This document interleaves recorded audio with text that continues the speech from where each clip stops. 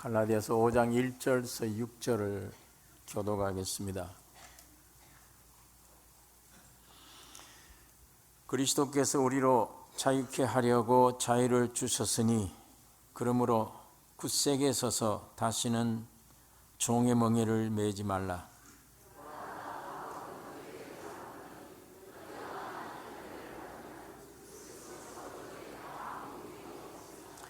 내가 할례를 받는 각 사람에게 다시 증거하노니 그는 율법 전체를 행할 의무를 가진 자라.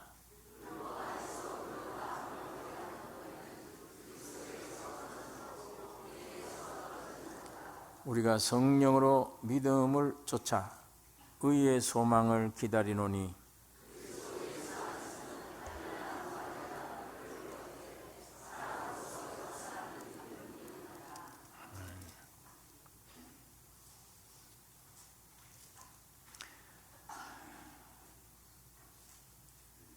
갈라디아서 1장서 4장에 있는 말씀은 사도 바울이 하나님 앞에 받은 믿음의 주이신 그리스도에 대한 말씀입니다.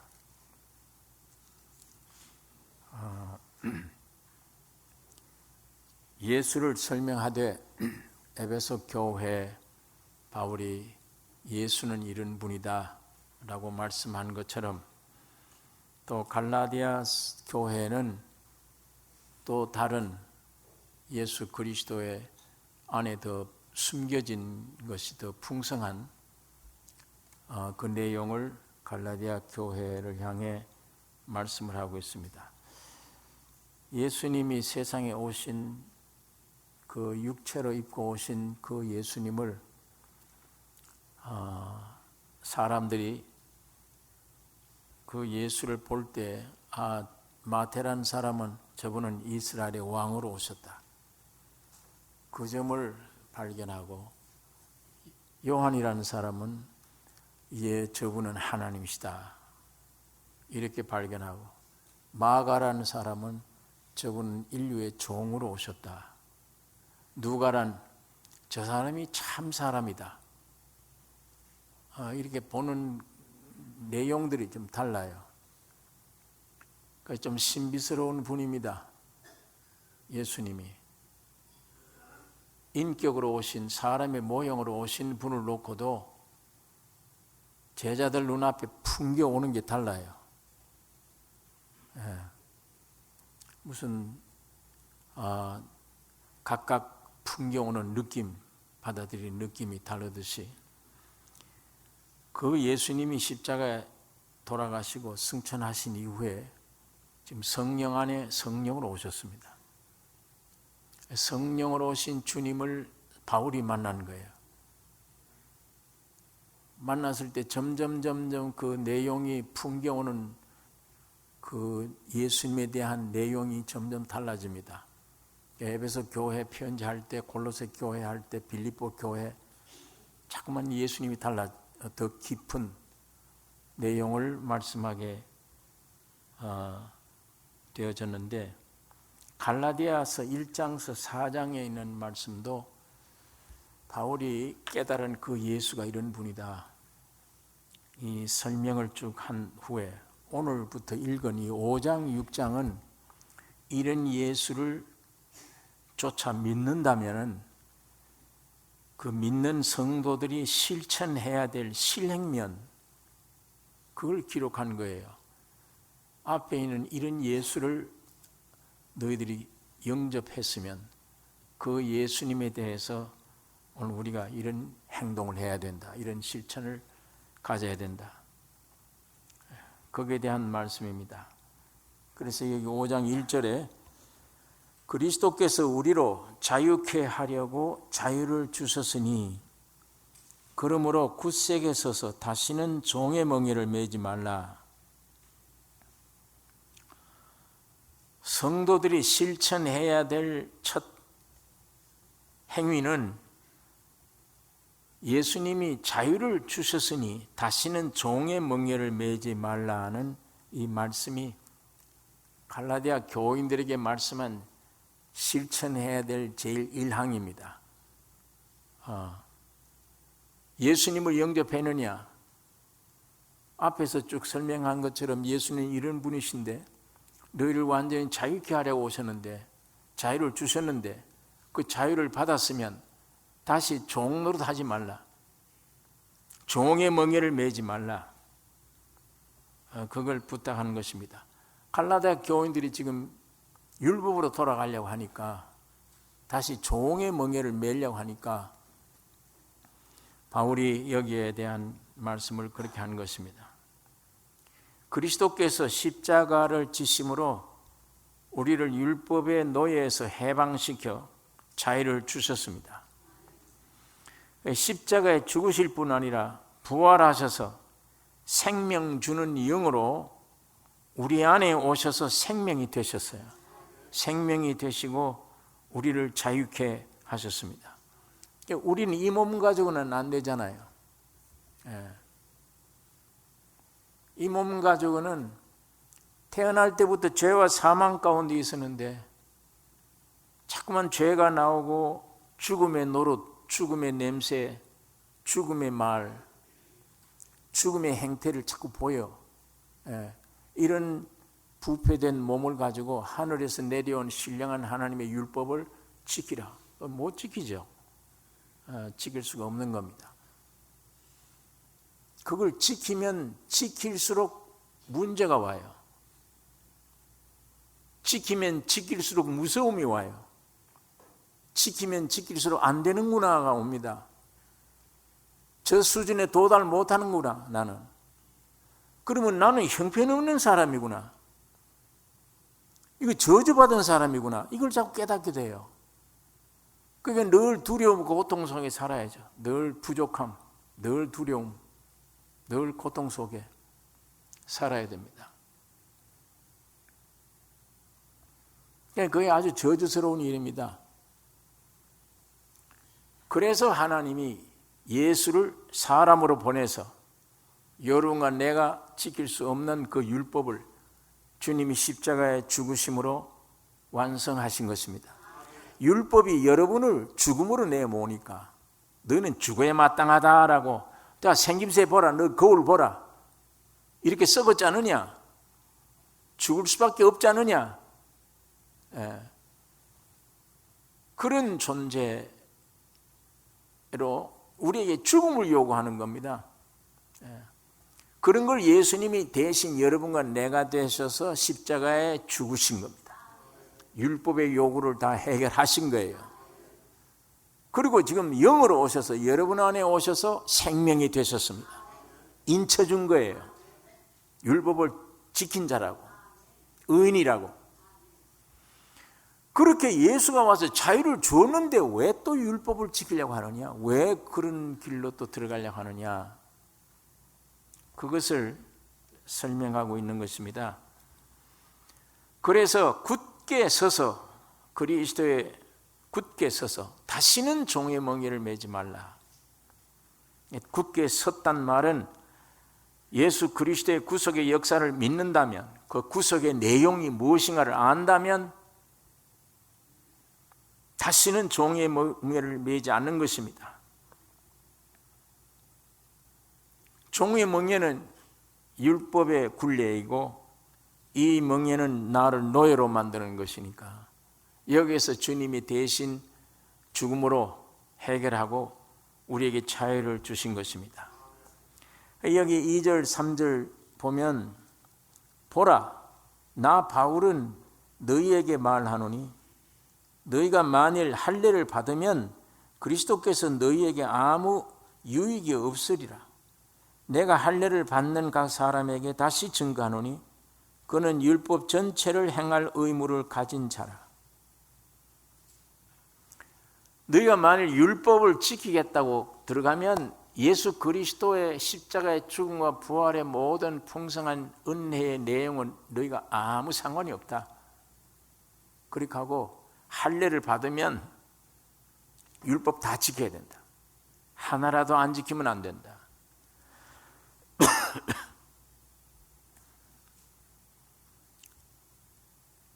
그러면 저주 아래에 있게 되는 것인데, 그래서 4절에 율법 안에서 의롭다함을 얻으려 하는 너희는 그리스도에게서 끊어지고 은혜에서 떨어진 자로다. 율법의 행위로 의로워지려 하면 예수에게서는 끊어진다. 예수님과는 관계가 없다. 그 다음에 은혜에서 떨어진 자로다. 그리스도가 이루어 놓으신 구속의 효력이 없게 되고 그리스도의 풍성한 유익을 빼앗기게 됩니다. 지금도 신앙생활하면서 율법으로 돌아가서 자꾸 이렇게 생활하다 보면 그리스도의 은혜의 힘, 은혜를 못 받아 경험 안 돼요. 그리스도에게 나와는 끊어져 버려요. 주님은 네 마음대로 해라 그렇게 합니다. 네 힘대로 해라 내버려 둡니다.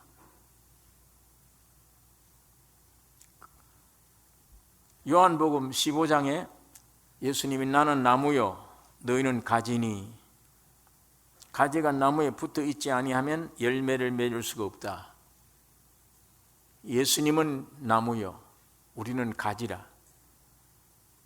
여기 만일 여기 뚝 떨어져 있으면 붙어 있지 아니하면 이 가지는 열매를 맺을 수가 없고 점점 말라져요. 말라져서 밖에 버리워지는데 사람이 이것을 모아다가 불에 사르느니라. 영원한 지옥 간다는 말은 아닙니다. 하나님이 이걸 모아다가 지옥불에 던진다는 말이 아니에요. 사람들에게 짓밟히는 일이 된다. 전혀 열매가 없으니까. 안에 구원 얻었다면 구원 하나밖에 없어요. 그게 부끄러운 구원입니다. 아무 상급이 없는 구원. 그러나 하나님이 우리에게 생명을 주신 것은, 구원을 주신 것은 예수 그리스도 안에, 나무 안에 있는 진액을 뽑아다가 그 진액의 현실을, 열매를 나타내 주기 위해서 우리에게 구원을 주신 거예요. 우리에게 생명을 준 것은 예수님의 안에 있는 풍성한 죄를 이기고 사망을 이기고 거룩된 그 생명의 풍성함을 여러분과 나를 통해, 이 가지를 통해서 나타내게 하는 이 목적입니다. 그러니까 그게 말라서 열매를 없어요. 열매 못 맺어요. 사람들에게 예수를 못 보여요. 집안에서도 못 보여요. 직장에서도 못 보입니다. 막혀 있으면. 이게 떨어져 있으면 자꾸 저쪽을 내다봐요. 이 가지가 붙어 있다는 말은 일로 봐야 되는데 예수만 봐야 돼요. 그리고 그가 내 안에, 내가 그 안에 순종하고 봐야 되는데 이걸 절로 보고 있는 거예요. 이게 떨어져 절로 보고 있으면 잔소리만 자꾸 나오는 거예요. 너 왜 이러냐? 너 왜 요즘 기도 안 해? 왜 성경 안 봐? 왜 예배당에 안 가? 올바른 일을 안 해? 밤낮 잔소리만 해. 이렇게 떨어진 상태에서 잔소리만 나가면 저쪽에서는 반발만 일으켜요. 그런 말 듣고 구원을 얻거나 그런 말 듣고 고쳐질 수가 없습니다. 바른 말이라도 안 고쳐집니다.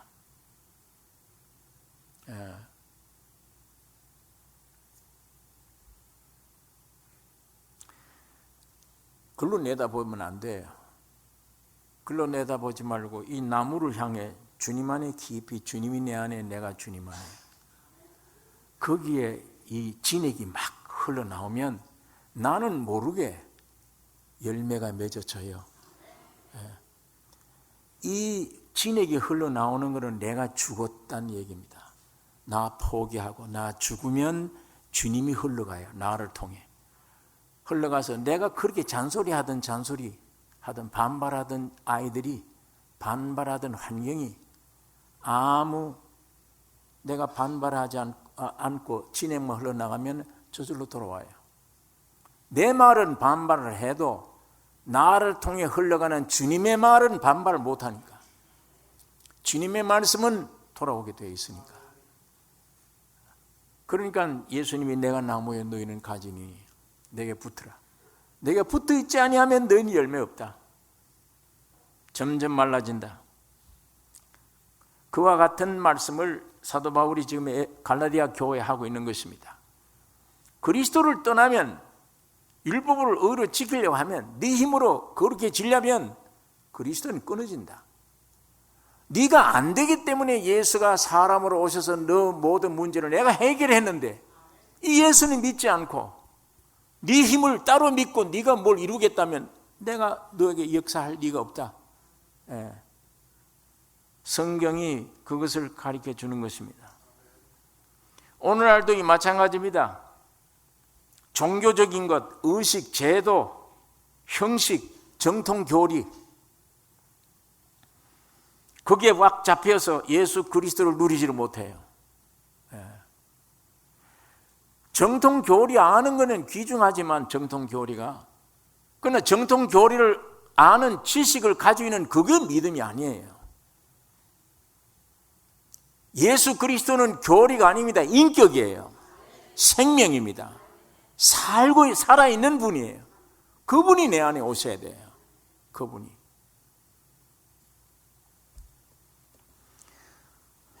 그런데 그분이 내 안에 못 오게, 종교적인 거, 의식, 제도, 나는 오늘 이렇게 했다, 내가 순종했다, 나를 오늘 안식일을 지켰다, 이런 게 신앙으로, 그걸 신앙으로 생각하고 예수 그리스도를 등한히 해버립니다. 예수는 사실은 밖에 있어요. 내 안에 못 들어오고. 교회가 마지막에 그렇게 될 것을 성경이 가르쳐주고 있습니다.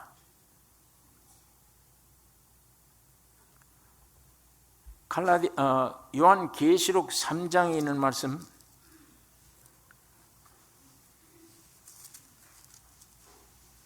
계시록 3장 14절에 라오디게아 교회는 말세의 교회, 마지막 시대의 교회를 가리킵니다.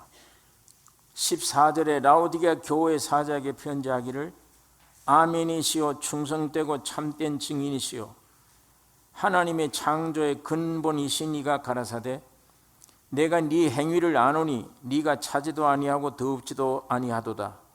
네가 차든지 더웁든지 하기를 원하노라. 네가 이같이 미지근하여 더웁지도 아니하고 차지도 아니하니 내 입에서 너를 토하여 내치리라.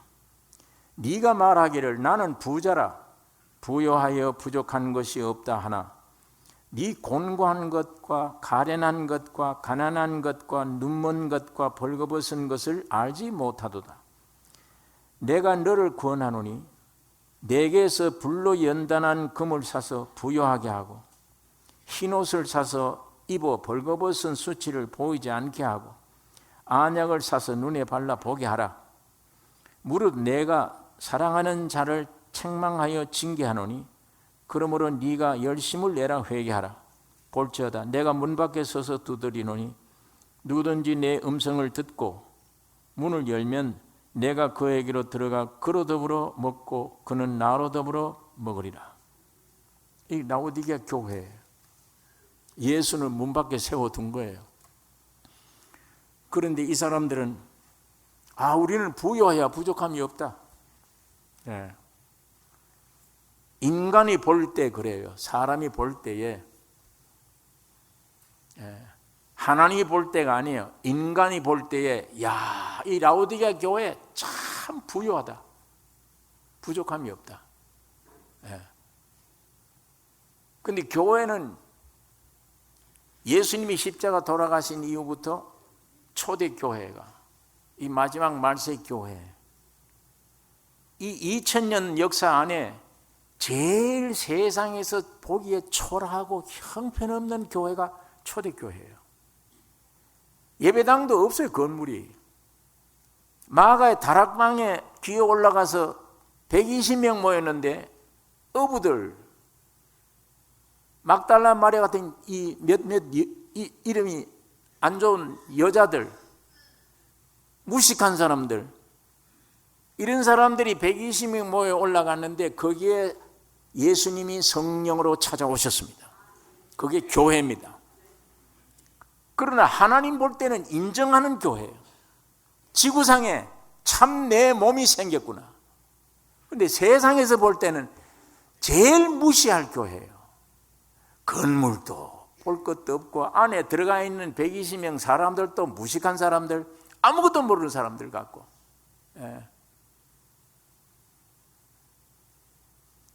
뭐 또 이상한 말을 해요. 방언한다 그러면서 이상한 말을 하고. 그러니까 옆에서 구경하러 왔다가 이거 술 취했구나 그랬어요. 술이 취했구나. 그게 교회예요. 그게 지구상에 예수 그리스도의 몸된 교회입니다. 하나님은 인정하는 그리스도의 몸된 교회입니다. 하늘나라예요. 지구상에 하늘나라가 세워진 겁니다. 그러나 세상 나라 입장에서 볼 때는 제일 무식한, 아무것도 아닌 그런 존재예요. 인정할 수가 없는 겁니다. 저 교회가. 그리고 2000년 역사 중에 제일 세상 편에, 인간 편에 참 좋다, 우리는 부자다, 부여에 부족함이 없다, 그게 라오디게아 교회예요. 오늘 현대 교회. 건물이 어마어마해요. 그 안에 들어가 있는 사람들이 훌륭한 사람들이 다 들어왔어요. 인류 합창단 성가대들이 있고 들을만하고 볼만해요. 가서 예배당에 들어가면 머리가 으쓱할 정도로 분위기가 그렇습니다. 박사들이 앉아 있습니다. 부자들도 앉아 있습니다. 훌륭한 사람들이 앉아 있어요. 무식한 사람들이 아니에요. 돈도 많아요. 건물도 어리어리해요. 그러니까 우리는 부유해야 부족함이 없다. 하나님은 내 입에서 토해야 되겠다. 외형적으로, 세상적으로, 물질적으로 부족함이 없는 교회라. 인간이 볼 때 그런 거예요. 그러나 하나님 보시기에는 영적인 생명이라고는 아무것도 없는, 곤고한 것, 가련한 것, 가난한 것, 눈먼 것, 벌거벗은 수치, 이 5가지. 흰옷을 사서 벌거벗은 수치를 좀 가리워라. 안약을 사서 눈을 보게 하라. 내게 불로 연단한 금을 사서 좀 부요한 자가 되라. 예수님이 말씀입니다. 그리고 예수는 문 밖에 세워두었어요. 내가 문 두드리고 있지 않느냐. 너희끼리 우리는 부요해야 부족함이 없다고 하는데 내가 보기에는 문 밖에 나를 문 밖에 세워두었다. 그게 오늘 마지막 때의 라오디게아 현대교회입니다. 교회가 이렇게 될 것을 사도 요한이 예언해 둔 말입니다.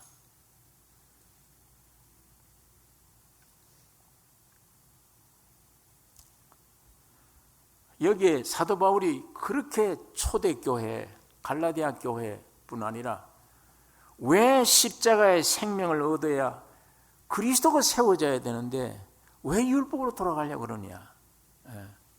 그걸 애타게 부르짖는데, 만일 너희가 율법으로 돌아가면, 종교로 돌아가면 그리스도와는 관계없다. 은혜에는 떨어진 자다. 이걸 안타깝게 생각하는데 그게 이렇게 돼져요. 마지막 때 교회가. 라오디게아 교회처럼.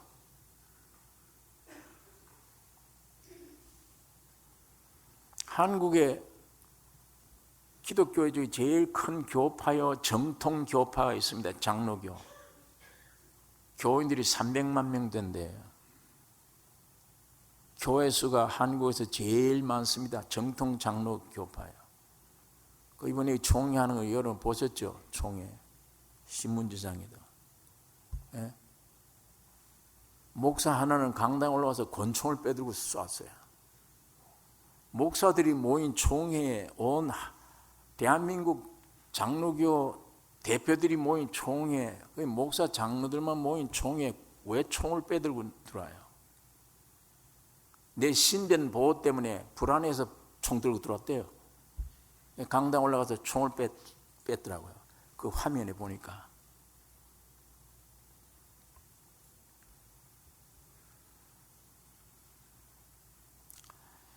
여러분, 이게 참 의문스러운 일입니다. 사도 바울을 사도가 아니라 그랬거든. 그 당시 예수님이 직접 세운 12사도만 사도지, 근원이 예수님이 세우셨으니까. 그런데 어떻게 예수를 핍박하던 저 바울이 갑자기 자기가 사도라고, 그걸 사도 인정 못하겠다 그랬어요. 사도를 인정 못한다.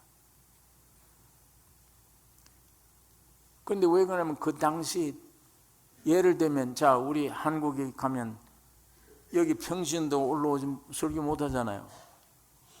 우리 교회는 이해가 돼서 설교해도 괜찮지만 그래도 종교에 익숙된 사람들은 저 평신도 올라가서 왜 설교를 하나? 목사도 아닌데. 예. 목사가 어디서 목사 준 거예요? 누가 목사 준 겁니까? 장로교는 장로교, 감리교는 감리교, 거기 모인 총회, 아까 총 빼들고 있는 그런 총회에서 법을 조항을 만들어서 거기에 합격하면 목사 그럽니다. 그게 절대적인 이 세상에서의 오늘 종교 안의 권위예요. 주님이 인정하는지 안 하는지는 이건 별개 문제예요. 사도 바울은 내가 사도 된 것은 사람에게 받은 거 아니요, 누구에게도 준 게 아니다. 예수 그리스도가 직접 주신 것이다.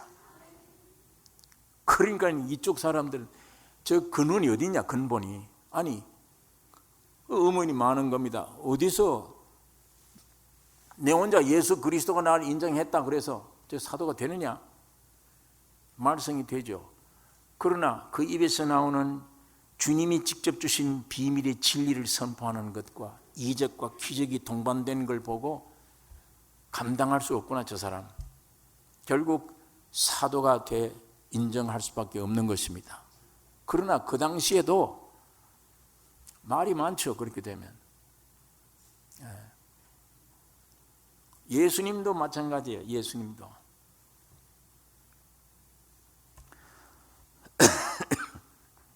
그런데 그 권위를 누가 줬느냐? 사실은 그 권위의 출처가 예수 그리스도가 되셔야 됩니다. 그러나 만일 교회가 부패되어 버리면 하나의 그 단체에서 거기에서 만들어 놓은 법조문을 가지고 너는 목사다, 장로다, 자, 여기에 굉장한 의문을 줍니다. 많은 사람들이. 총회장 하나 되려고 하는데 매덕을 써야 된다는 이런 웃지 못할 이런 말들이 있어요. 그런 식으로 뽑힌 총회 안에 성령이 어떻게 역사하세요?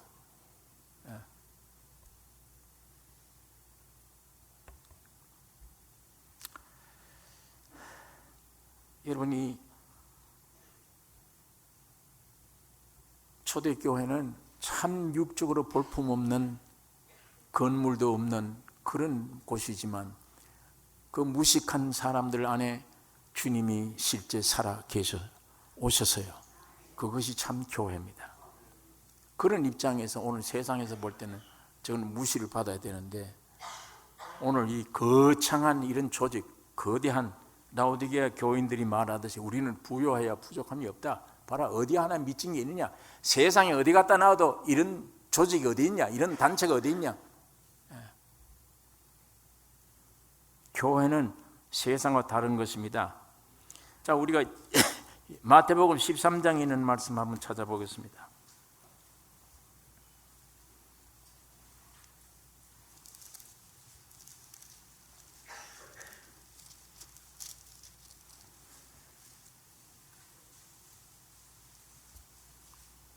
마태복음 13장 1절부터 씨 뿌리는 비유가 나오는데, 그 전 12장 50절,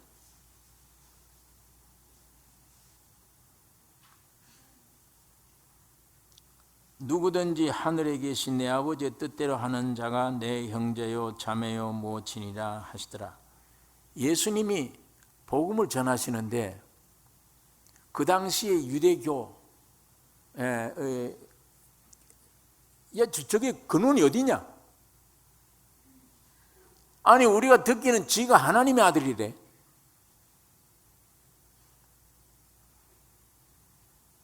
우리가 알지 않느냐, 저 사람은 근본을. 목수의 아들. 그 어미는 마리아. 심지어는 뒤에 수근수근해요. 사생아 아니냐. 처녀가 낳은 아들이래.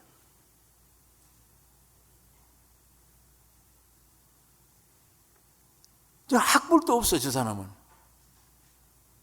나이가 한 30살인데 왜 저렇게 50으로 보이냐? 최고의 노동자. 그런데 하나님이래. 자기가 하나님의 아들이래. 그걸 어떻게 믿어요? 그런 소리를 하면.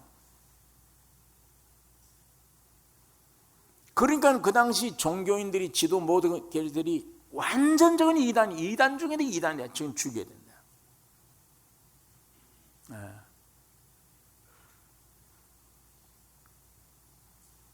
그런데 하나 이상한 것은 학벌도 없고 보기에는 초대교회처럼 형편없는, 육적으로 인정해 줄 수가 있는 거예요. 한 군데도 없는데.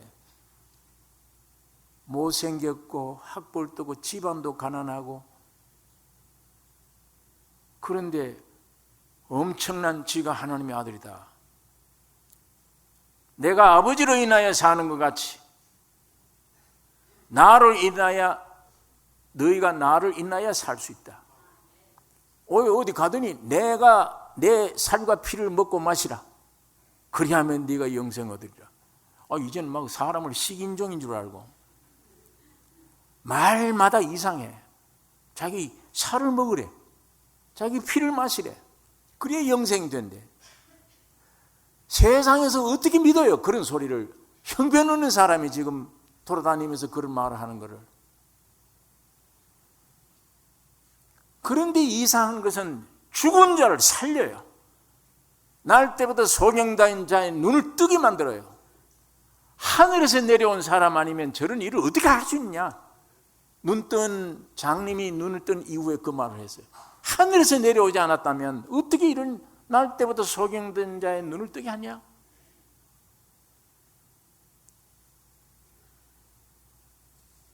말씀마다 가슴을 찌르는 얘기를 합니다. 그러나 어쨌건 육을 가진 인간들은 도저히 이해를 할 수가 없어요. 외모로 보나 어떤 면으로든지 안식일을 범하면서 밀밭 사이로 잘라 먹으면서 내가 안식의 주인이다 이러면서 다니시는데, 괜히 바리새인들이, 지도자들이 안식일도 하나님이 주신 율법 안에 하나님이 주신 것인데 저게 하나님의 법을 어겨놓고는 쥐가 하나님이 안식일 주인이다 그러고 다니고, 내가 하나님의 아들이다라고 다니고, 아버지를 본 자는 나를 보았거늘 어떻게 아버지를 보이려 하느냐, 뭐 이런 얘기, 도저히 사람이 육으로 감당할 수 없는 얘기들을 하는데, 뒷받침되는 능력의 행동은 정말 신이 아니면 할 수 없는 일들을 합니다. 바람과 바다야 잔잔하라. 잔잔해집니다. 죽은 시체 나사로 무덤가에 가서 나사로야 나오라 일어납니다. 그걸 어떻게 감당해요? 이렇게 전해도 사람들이 점점 믿지 않고 죽여야 된다. 이렇게 하는데, 나중에는 가족들도 이제 합세를 해요. 마리아하고 형제들이 미쳤다 하죠. 우리 형 미쳤어. 어느 집에 들어갔는데 군중들이 모여서 병자를 데리고 와서 밥 먹을 겨를이 없어. 시간이 없으니까 밥 먹지 못하고 지금 병자를 고친다, 이 말을 가족들이 들은 거예요. 마리아하고 형제들이 쫓아온 거예요. 그 집에 와서 예수 만나려고 뺏어가려고, 데려가려고. 너 미쳤다, 왜 이런 짓 하냐 그러고 데려가려고 온 겁니다. 그런데 사람들이 많잖아요. 그러니까 제자들에게 부탁한 겁니다. 예수 좀 만나게 해달라. 나 알지 않냐, 내 동생이야. 어머니가 왔잖아 같이. 그러니까 보니까 틀림없어요. 제자 중에 하나가 예수에 가서, 예수여, 모친과 형제들이 왔습니다. 만나자 그럽니다. 누가 내 모친이냐? 누가 내 형제냐? 앞을 가리키면서 아버지의 뜻대로 행하는 자라야 내 형제요 모친이라. 이제 가족들도 정이 딱 떨어져 버려요. 예? 가족들도.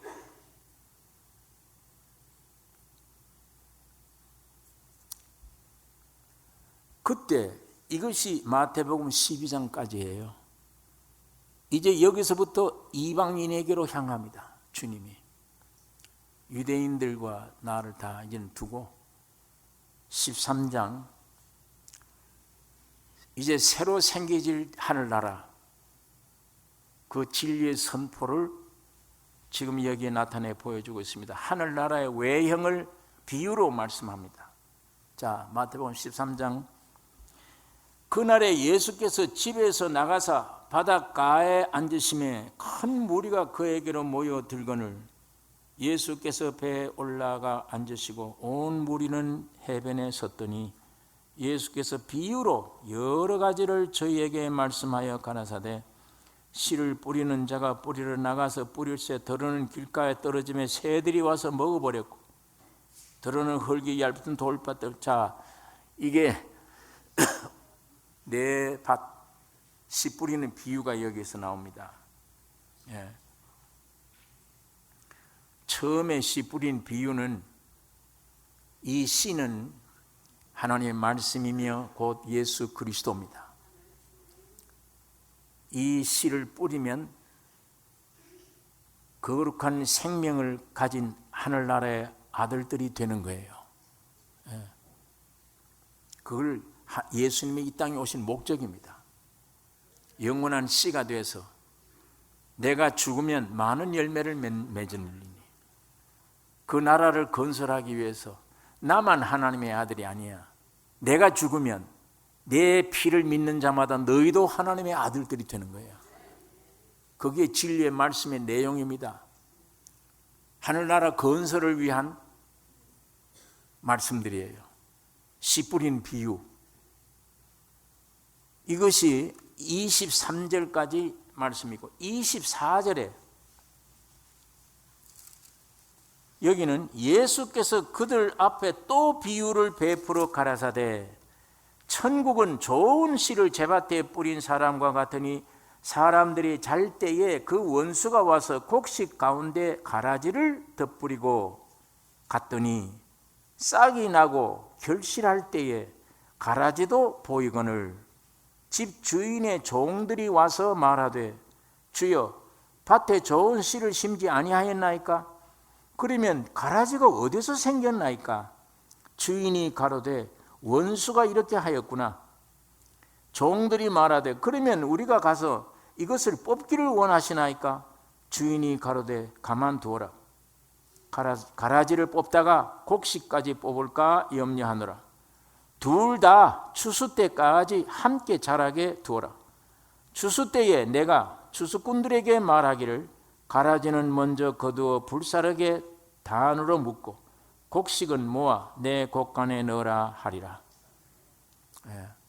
아까 처음 씨 뿌리는 비유는 하나님의 교회 건설, 하나님의 많은 아들들을 태어나게 하기 위한 씨 뿌리는 비유의 말씀이었고 그게 교회의 시작입니다. 그게 하늘나라의 시작이에요. 두 번째는 가라지 비유예요. 일꾼들이 오더니 이거 곡식 심었잖느냐. 그런데 가라지가 왜 이렇게 어디서 생겼냐. 주인이 말하기를 원수가 이렇게 했구나. 그러면 저 가라지 뽑읍시다. 여러분 시골에서 자라보신 분들은 밀밭에 가면 이 가라지가 있어요. 이 가라지가 열매 맺을 때까지는 밀인지 가라지인지 구별 못해요. 똑같아요. 그러니까 예수님도 그거 이삭이 나기 전에는 모르는데 그 가라지 뽑다가 생밀을 뽑으면 어떻게 하냐. 그러니까 추수 때까지 그냥 키워라. 두었다가 추수 때에 그때 판결 난다. 열매 보면. 그러니까 정말 가면 이 밀은 나중에 밀보리는 이렇게 파랗다가 노래져요. 그런데 가라지는 처음부터 까매요. 그 통속이 까만 것만 들었어요. 나중에 오래 있으면 까만데 그게 바람에 날려 까만 가루가 휙 날아다녀요. 땅을 더럽히고 옆에 있는 밀을 해롭게 만들어요. 그게 가라지입니다. 그러니까 이거는 처음에는 어려우니까 나중에 추수 때 가서 분리를 시켜서 이건 모아다가 불태워야 된다. 곡간은 이 알곡은 모아 들어야 된다. 예수님이 그 말씀을 가라지 비유의 말씀을 하는 것입니다. 여러분, 그때부터 아까 씨 뿌리는 비유에는 참 교회 건설이에요.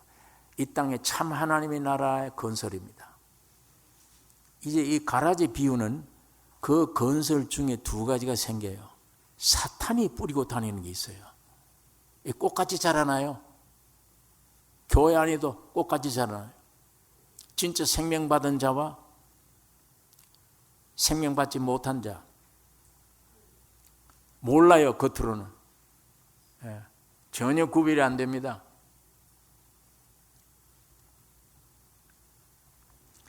이제는 교회 시대라기보다도 기독교계 시대예요. 기독교계란 밀과 가라지가 함께 하고 있는 게 기독교계예요. 이름을 붙이자면. 그럼 요즘 세상에서는 기독교라 그러면 기독교계를 가리키는 거예요. 거기에 확실히 구원 얻은 참다운 교회가 얼마 안 돼요. 전부 가라지판이에요. 그 세력이 절대적이에요. 그게. 그것이 기독교를 대표한다니까요. 어떻게 제일 큰 교단이라 하는데 총을 빼들고 강단에 올라가는 데가 어디 있습니까?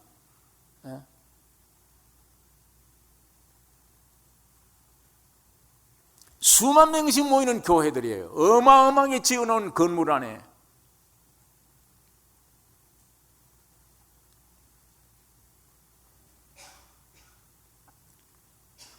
여러분, 이 씨 뿌리는 비유, 그 다음에 가라지 뿌린 비유, 그 다음에 세 번째 겨자씨 비유입니다. 31절. 또 비유를 베풀어 가라사대 천국은 마치 사람이 자기 밭에 갖다 심은 겨자씨 하나를 같으니 이는 모든 씨보다 작은 것이로되 자란 후에는 나물보다 커서 나무가 되매 공중의 새들이 와서 그 가라지를 그 가지에 깃들이느니라. 여러분, 하늘나라를 비유하면서 삶의 양식이 되는 이 곡식, 농산물 산출에 비유해서 말씀을 했는데, 밀과 겨자, 이 겨자 뿌리는, 밀과 겨자는 건강에 좋은 식품입니다. 그러나 가라지는 밀의 성장을 방해하는 것, 땅을 황폐하게 하는 것인데, 이와 같이 오늘날 기독교에서도 많은 거짓 그리스도인들이 있어요. 참 그리스도인들의 성장을 방해하고 참 교회를 먹칠하고 있습니다. 여러분, 저게 신문지상에 목사들이 회의를 하는 도중에 총을 들고 올라가서 나타났다 그러면 저 안 믿는 세계 상식적인 사람들이 볼 때 기독교를 어떻게 봐요? 저게 대한민국의 대표적인 제일 큰 교단이라는데. 제가 엊그제 어떤 그 뉴스를 보니까 어떤 지금 횡령죄로 구속이 되는데 교회 돈을 32억이나 가지고 마음대로 써버렸어요. 이거 큰 교회들입니다. 이런 소문이 자꾸 신문지상을 특히 또 이 기자들이 아주 그걸 발표 좋아하니까 지금 이 기독교, 그러면 사람들 마음에 무슨 존경심을 가지거나 이게 없어요. 저것들, 저러면서 저희들만 천국 간다고 떠드는 것들, 온갖 불법을 다 저지르면서 이렇게 생각하죠. 교회를 존경스러운 눈으로 보질 않아요.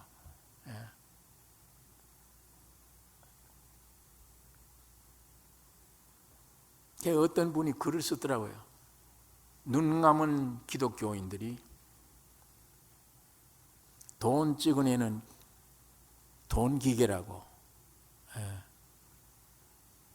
교회를 평가하기를 아주 이상하게, 아주 좋지 않은 평가를 그런 눈으로 세상을 바라보고 있어요. 그 어떻게 세상을 구원합니까? 세상 사는 사람들을. 자기보다 더 발 아래 보고 있는데 어떻게 세상 사는 사람들을 구원해낼 수 있습니까? 여러분, 마지막 때 성경 그대로입니다. 교회가 점점 이렇게 돌아가는, 이렇게 되는 거예요. 여러분, 겨자도 밀처럼 사람에게 유익된 농산물입니다. 겨자는 1년생이잖아요. 이건 나무가 아니에요. 나물이에요. 채소 종류예요. 그런데 자란 후에는 나물보다 커서 나무가 되면 이게 문제예요. 겨자는 나물로 끝내야 되지. 그리고 사람들에게 채소가 돼줘야지, 유익을 줘야지. 그게 아니에요. 나무가 되면 그 큰 나무에 새들이 와서 집을 짓고 깃들고 있다.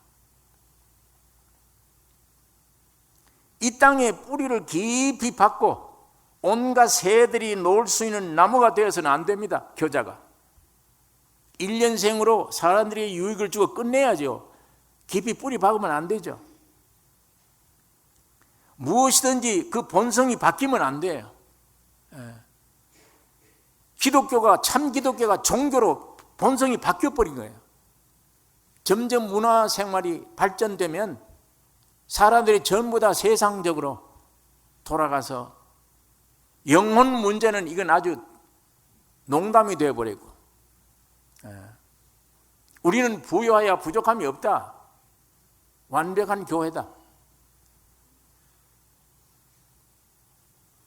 교회가 세상과 혼합되었을 때 나타나는 증상입니다.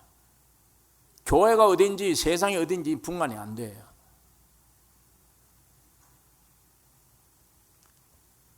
교회는 이 세상을 지나가는 나그네입니다. 교회는 내 몸을 눈물로 적시면서 뚝뚝 떨어지면서 온 방을 밝히는 촛불과 같아야 돼요.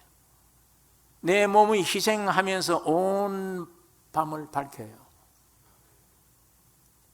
자기 몸은 전적 녹아져 가면서 맛을 내게 하는 것, 부패치 않게 하는 게 소금입니다.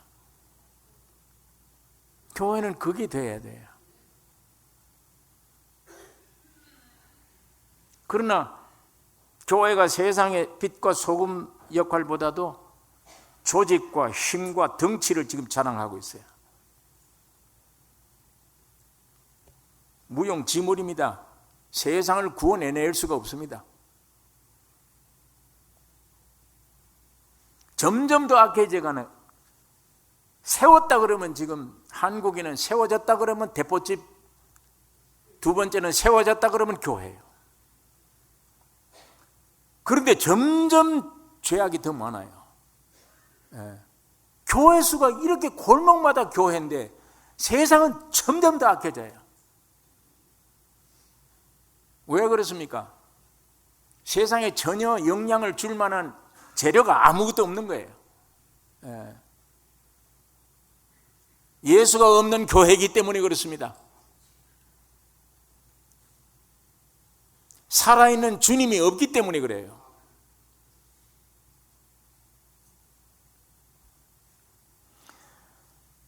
큰 덩치를 자랑해요. 여기에 많은 새들이 깃들여져요. 부패 온상이 되어 있으니까 많은 새들이 깃들입니다. 겨자가 식료품이 아니라 새들의 보금자리가 되어버렸어요. 이 새들은 길가에 뿌려진 복음의 씨앗을 빼앗아 먹는 새들입니다. 마귀를 가리키는 겁니다. 교회가 그리스도가 없으면 마귀 점령지예요. 예수 그리스도의 생명에 빠지면 종교는 사람 죽이는 겁니다. 사람 죽이는 거예요. 사람을 살릴 수 있는 것은 예수님의 인격 하나뿐입니다. 예수만 사람 살릴 수 있습니다.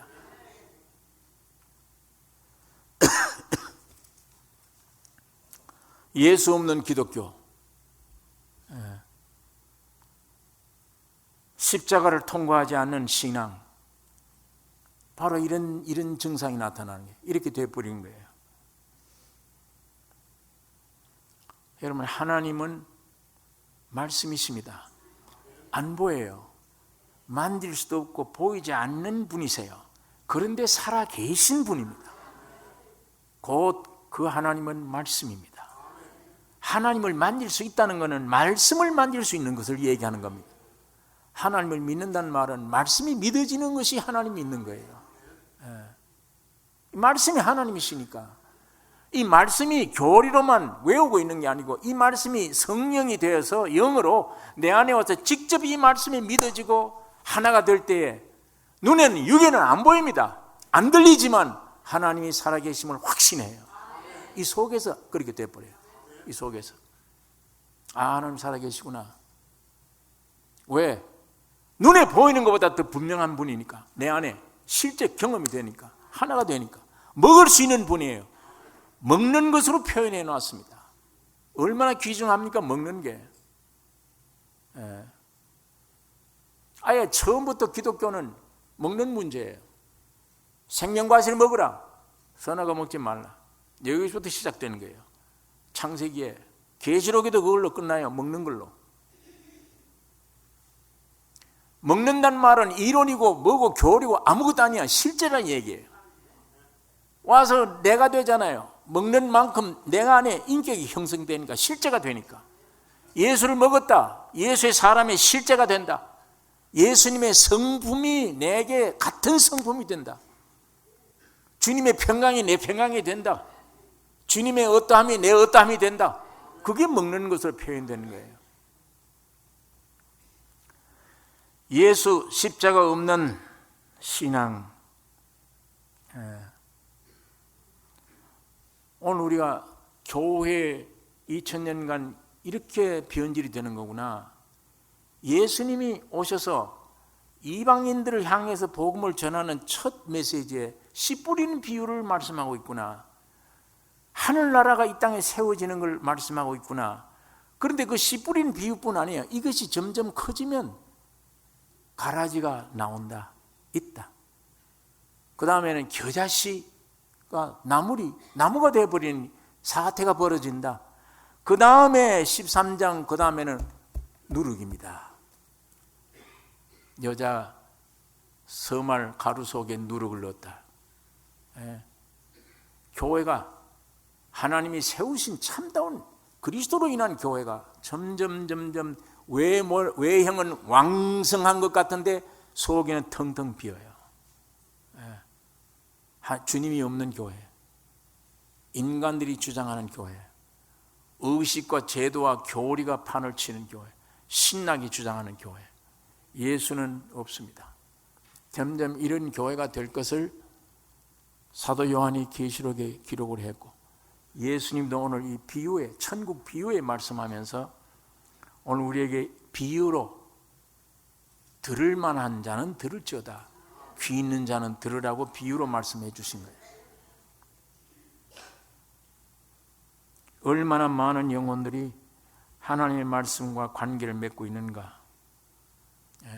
말씀에 비추어서 내가 거듭나느냐 안 나느냐, 믿어지느냐 안 믿어지느냐, 이게 내게 사실이냐 아니냐, 이 관계가 돼야 되는데 그게 곧 하나님을 만나는 것인데 이런 역사는 전혀 없고, 교회 건물이 크냐 적으냐, 이 교회 재산이 많으냐 아니냐, 조직이 잘 되어 있느냐 안 되어 있느냐, 많은 헌금이 들어오느냐 안 들어오느냐, 이게 관심거리예요. 이게 교회 안에 분열이 생겨서 싸울 때 건물 때문에 싸우는 거예요. 누가 차지하느냐 이겁니다. 영혼들이야 지옥을 가든 상처를 입고 어디를 가든 그건 알 바가 아니에요. 다 쪼개나고 다 깨져나가더라도, 영혼을 지옥 가든 말 상처를 입고 교회가 이런 거냐고 다 나가더라도 예배당만 지키면, 건물만 지키면 돼, 재산만. 그게 관심이에요, 지도자들이. 오순절 초대교회는 전혀 다락방 속에 들어간 예배 안에 볼품은 외형적으로 아무것도 없지만 그 안에는 주님이 계셨습니다. 여러분, 오늘 이 예언하신 주님의 예언의 말씀, 사도 요한이 예언한 계시록 예언의 말씀, 교회가 이렇게 돼 간다. 점점 새들이 깃든다. 이제 나물이 되어 사람들에게 음식이 되는 게 아니고 나무가 되어져서, 겨자씨가 나물인데 나무가 되어버려요. 새들이 깃들인다. 이 비유를 말씀하면서 귀 있는 자는 들으라.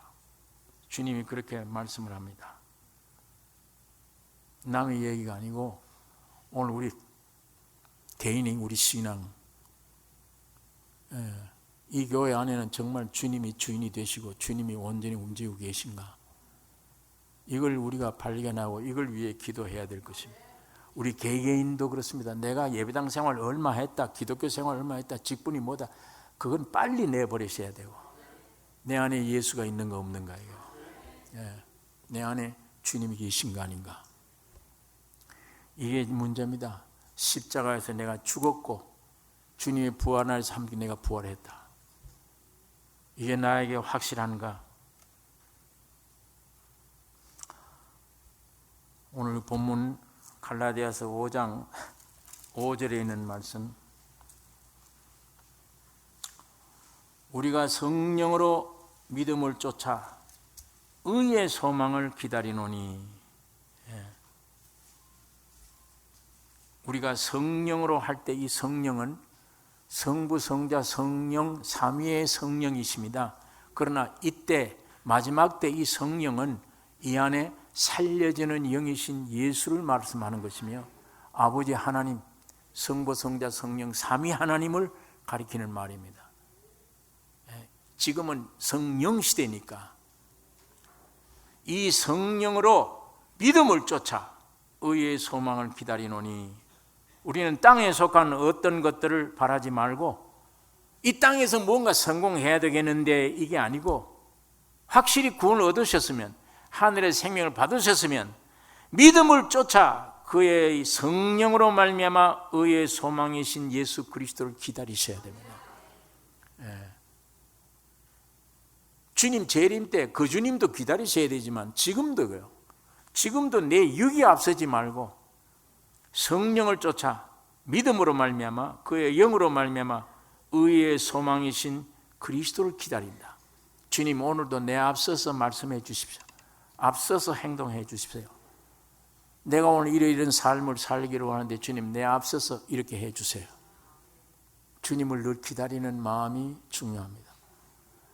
여러분 안에 계신 주님이 주무시게 하지 말고, 풍랑과 바다를 내가 잔잔케 하려면 주님은 주무십니다. 포기하시면 주님이 일어나세요. 깨어나서 바다야 바람아 잔잔하라.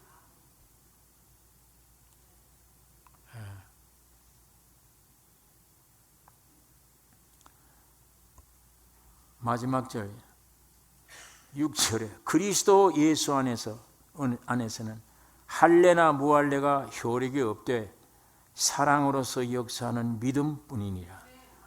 그리스도 안에는 영, 믿음, 이거 둘뿐이에요. 이 영은 하나님, 이 믿음은 인간 편에서 가져야 될 것입니다.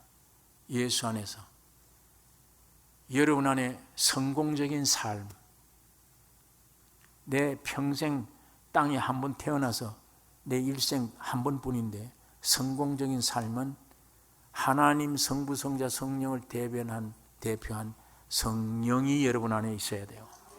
인간 편에는 오직 믿음으로만, 주님이 주신 믿음, 이것만 있으면 돼요. 주님과 믿음, 이것이 내 안에 온전히 예수 안에 있는 모습입니다.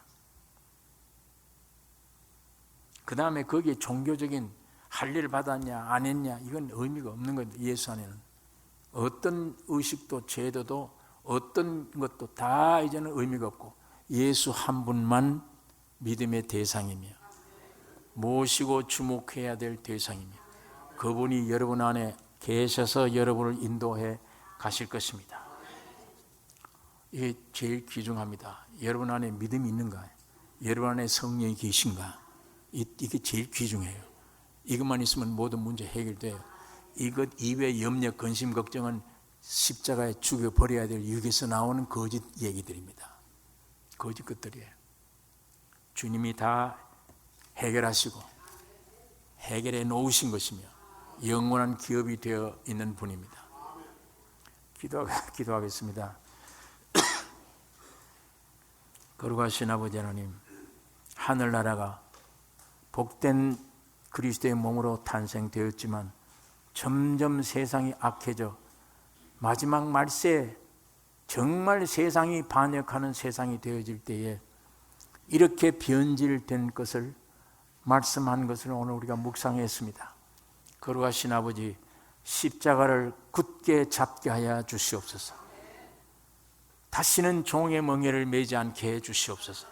육을 따라가는 일이 없게 하여 주시옵소서. 영원하신 주님이 주신 산 믿음으로 주님만 따라가는 성령을 쫓는 삶이 되게 하여 주시옵소서. 예수님 이름으로 기도 올리옵나이다.